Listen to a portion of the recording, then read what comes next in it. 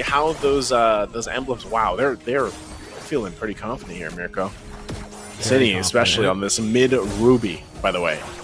Yeah, and it's up against Lilia. It's up against what Eternal believes to be the best mid laner to control the mid lane, and Bella is getting out-traded by a Ruby and the Angela. And it's a Mathilda Lilia. You get a lot of sustain, you get a lot of base damage early on, and in the gold lane even. Chell's actually winning out that gold lane up against the Claude, right? So far they've actually kind of drafted for 3 winning lanes?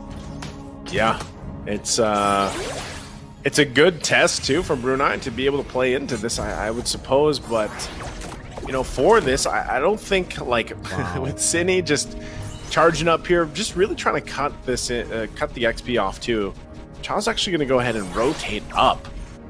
Interesting rotations here from Brunei. Vivial. Yeah, she's walking up now. Donor and Wolf King going to be used up. Cine able to flicker out. Electrifying Beast dealing a lot of damage, but now it's going to be Vivian is getting caught very, very low. It's a pullback, and it should be first blood over to Brunei very early on, as that's the Angela punished in the mid lane. I don't know. Was that a little overconfidence? I mean, to be there, and then Cha comes up and he gets that revenge. I think it was a revenge strike that got the kill. Oh, Chell. Oh, might see another. Chell very, very overextended. Should be taken down as well. 2 early kills to Brunei in game number 2. But a turtle spawns in the bottom lane, and it seems for Indonesia, the rest of the team are ready. Roger, Vival, straight onto the turtle she goes, and it should be a free one. Meanwhile, the bottom lane, Cha with a lot of damage, has the penalty zone, doesn't decide to go for it just yet as Cine picks up level 4. And it seems like it's going to be a trade for the purple buff here, as Vival should be able to finish this off without the retribution, and the purple buff will be stolen away by the Joy. Okay, they steal it, but do they want to fight this? Curtain call over to Bella, now with the I'm offended. No, doesn't even use the I'm offended, just goes for the donor on Wolf King, and Vivian picks up the kill. That's Indonesia on the board in the 2nd minute of the game, and somehow they're actually still ahead in gold.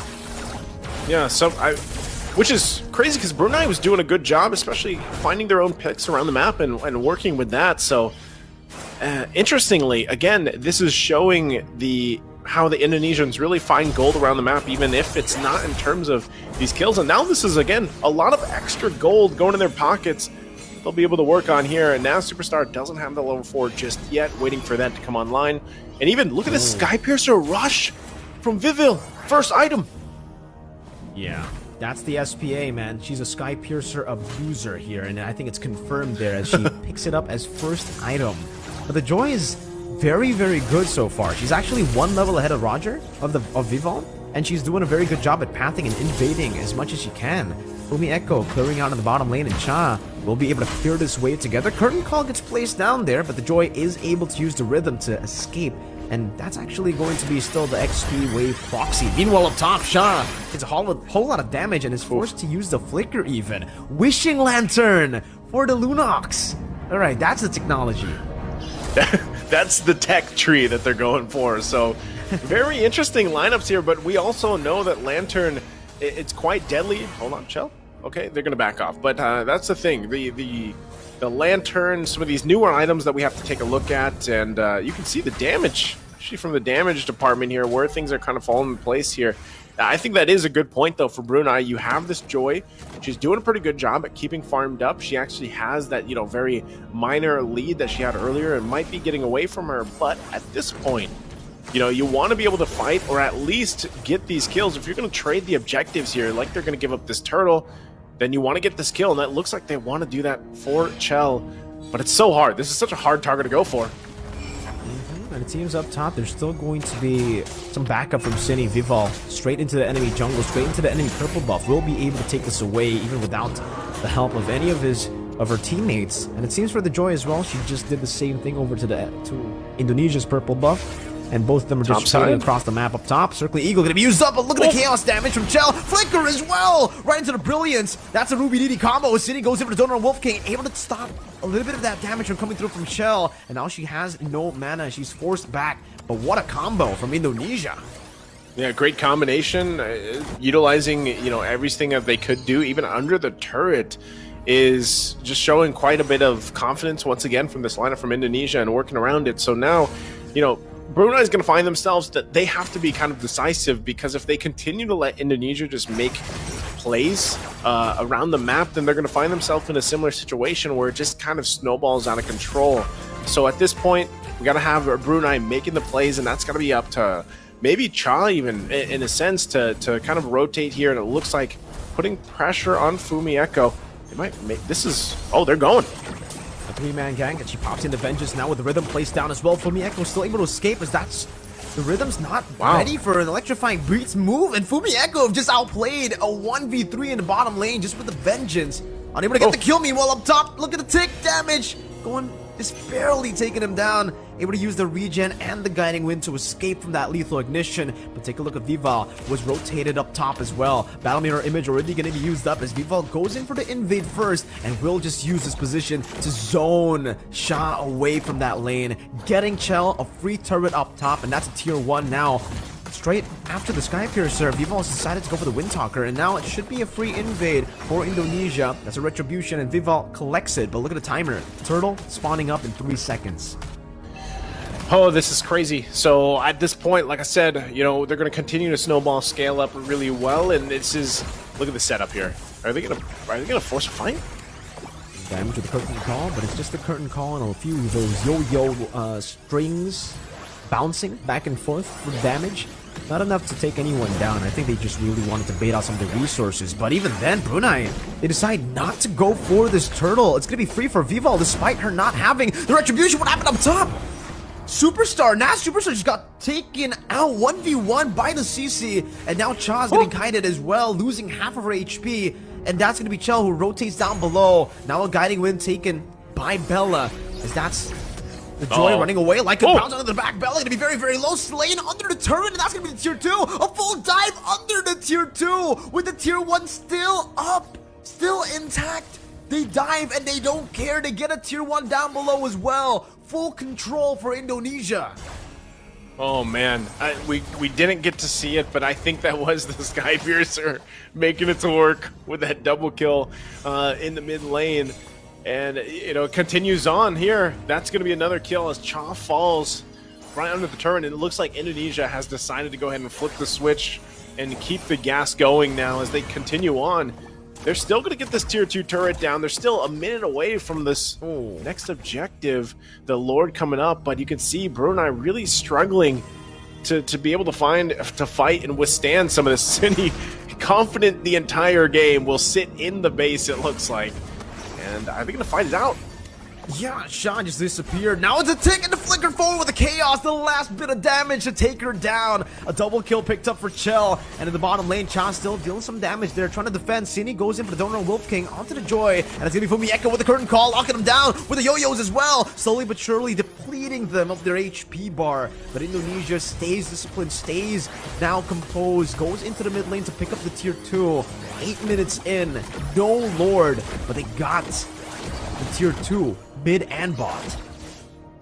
Okay, they get that. Now we're 15 seconds away from the Lord spawning up. Indonesia, they've done this before. They get themselves a nice big lead, 10,000 ahead. They can work around this too. You can already see things kind of falling into place once again in the item department, and look at the gap between this, of course, especially jungle wise. Again, there's a couple items, Starlium Scythe there and the concentrated energy, but it's really not enough to fight some of these team fights. And it looks like Brunei is just going to have to give this one up and get ready for the defense. And the problem with that is there's a Ruby across from you. You don't have the flicker just yet on Cine, but that's a forced fight, especially with a Heart Guard. And then you have, a lot of tools to actually just force a fight into the base, regardless of if they try to, turtle up around these turrets and everything else. So for Indonesia, they just have to wait a little bit longer for that Lord to make its way up and spawn in. And with the lead that they have for themselves, again, this is a very difficult defense to pull off for Brunei. We'll see if they can hold it together at 10 minutes into the game. Even with that, though, they're not really, even Shaw's not where she needs to be in terms of the damage department on those items for this Claude. And Bella really can only just do so much to clear these waves out. But here comes the Lord. Indonesia gonna march it in. And it's only just the first Lord, but they've dealt already with a turret splash damage. And now it's going to be a free turret in mid lane. Nothing traded back just yet. City losing a lot of HP. That's going to be the I'm Offended into the Flicker combo. Right into Fumi Echo, who does some damage now. And that's going to be the electrifying beats as well. But look at the Lycan Pounds from Vival. And that's the Sky Piercing doing work into the back. A double kill. A full dive now into the fountain. Another Sky Piercer, maybe proc. But no, he's unable to find the final proc. But they will be able to find the game in 10 minutes and 31 seconds. Indonesia with a clean sweep against Brunei. Oh man, from game 1 to game 2, very decisive games, of course, from Indonesia, but I think a lot of people, again, as a tournament favorite, they expected this very strong showing from Indonesia in this lineup here. And again, it was a very tough task ahead of you know, just for Brunei to deal with, and we could see that time and time again. You can see, really, Shaw was not in capacity to farm up at all for her. I mean, even in game 1, she kind of struggled here, but this is just what happens, especially when, you know, teams like Indonesia, they get this kind of chokehold on some of these teams, and it sometimes, like I said, it doesn't even happen in terms of kills. Like, it happens on a macro style, and, you know, regions that really have mastered the macro to these games. Sometimes it's not even about the kills, and if they can start the kills, they start it a little bit later or towards that first turtle, or, you know, sometimes they're just farming. But the timings and everything else are really on point from teams like this, from Indonesia. And interesting too, because I don't think we got the closest look to it because we missed a couple of those, but the interaction once again between the war cry and the focusing mark, I think, was very apparent for some of those kills. And now I know, you know, it's a little bit hard to guess as much because once things snowball, you know, it gets kind of out of hand. But I think too, like, if you run that combination, the snowball gets even more dangerous because of the fact of, like, I mean, think about it, like an extra 14% damage on maybe one of the hits, you know, as we take a look at the highlights here. And not only that, but you pointed it out earlier too, you know, the lantern that was picked up early on for Chell. Like, I think that's a 10%. If I remember right, that's once you do like a certain amount of damage, like 800 damage, which is easy to do with a Lunox, especially with the Chaos Bolts.